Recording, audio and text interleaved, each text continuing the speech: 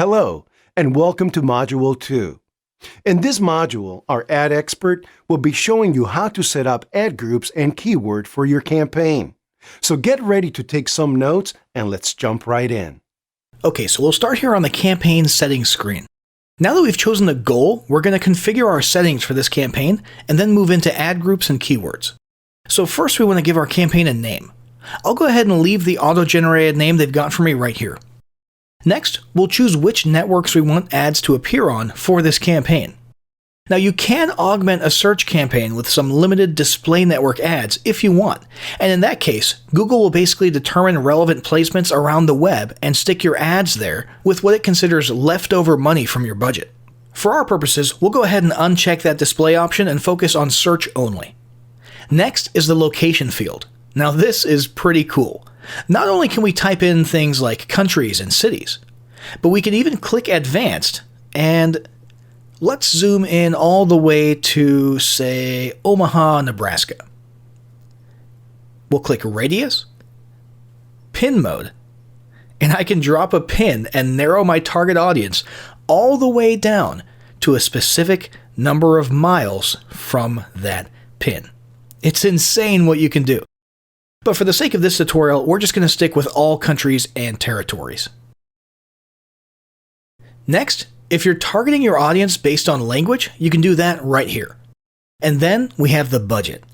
Now the budget is important to understand. This is not a cap on daily spending like a lot of people think. What you're actually setting here is your approximate monthly budget divided by about 30 days. So the actual spend on any given day could be as much as twice what you type here, and on other days it might be considerably less than that number. But Google will make sure that by the end of 1 month, when you divide it all up, you will have spent this number times about 30. So this will end up being your daily average, not your actual daily cap. Now you do have an option here. If you need to spend as much money as possible and get these ads out in a shorter period of time, let's say you're doing retargeting for a week-long product launch, or you're trying to meet a sales quota or something like that. You can set delivery to accelerate it so it'll spend your money faster. But just be aware, of course, that this will obviously cause your budget to run out early. Next is bidding.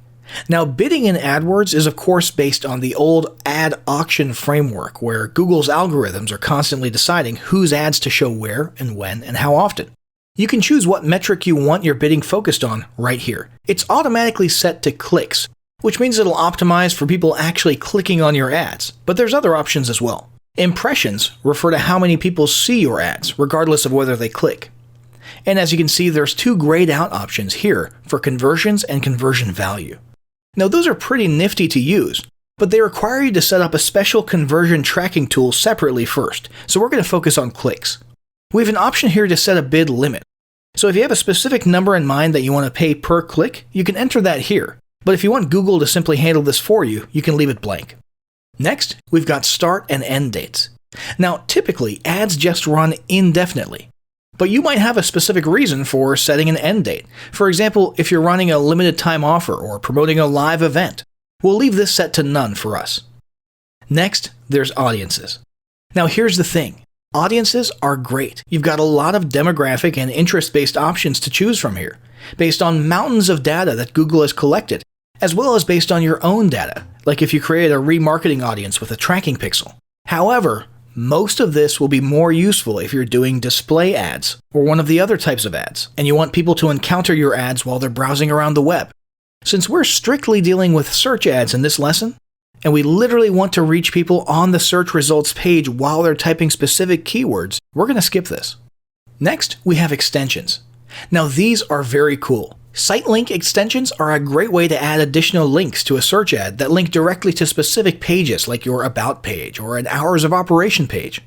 Callout extensions are great for adding important bits of information like free shipping or product details like vehicle mileage or any bullet point type things that don't fit into the main ad text. And finally, call extensions are literally a link that can lead directly to a phone call to a number of your choice. We won't need any of these for our purposes, but be sure to explore these options if they're relevant to your business.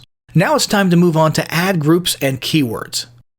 This gets directly to the heart of our search ad campaigns. What keywords do we want to show up for?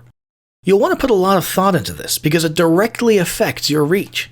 The popularity and frequency of search terms is vital for obvious reasons, but you also need to balance that with the competition level for those search terms, since that impacts the amount of your budget that gets used per click. Now there's a few tools that can help you with this, including Google's own Keyword Planner, Moz, KW Finder, and SEMrush. These tools can help get search volume and competition rates for known keywords, as well as explore and discover additional relevant keywords that you might not have thought of. Once we've researched our keywords, we can literally just paste them all right here. Now you can divide your campaign into easier to manage and analyze groups called ad groups. And if you want to, you can have different sets of keywords in each group so you can see which ones perform better after the ad's been running for a while. For this lesson, however, we'll just need the one ad group.